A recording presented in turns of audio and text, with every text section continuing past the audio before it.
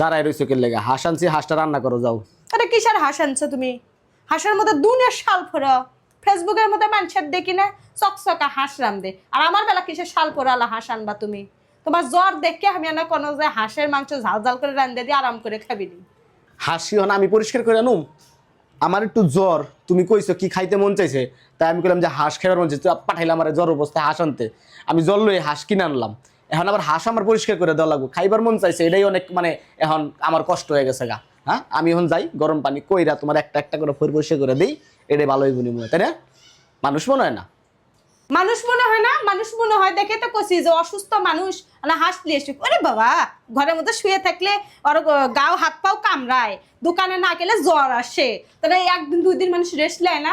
ওই জন্য তো হুন্ডালে কছি যাও পল্লী বিদ্যুৎ বাজার করে নিয়ে আসো। এখন সুস্থ হন নাই? মানুষ রেস্ট নেয়, রেস্ট নিলে শরীর স্বাস্থ্য ভালো হয়। আর ওর একদিন দোকানে না গেলে ও অসুস্থ হয়ে যায়, তাকে আবার বাজারে পাঠাইছি, তাকে মানুষ মনে হয় না। মানুষালা। তোমার তো কপাল ভালো যে তোমার জামাই ঘরে বইয়া থাকতে চায় না, কাজের পিছে দৌড় পারে, টাকার পিছে দৌড় পারে, কাম করে তোমাকে খাওয়ানোর লেগে।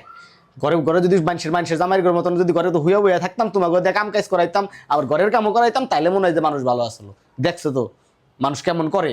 আর আমি তো ঘরে অসুস্থ হয়েছি, তারপর ঘরে থাকতে চাই না, বাইরে যায় কাজে যেতে চাই।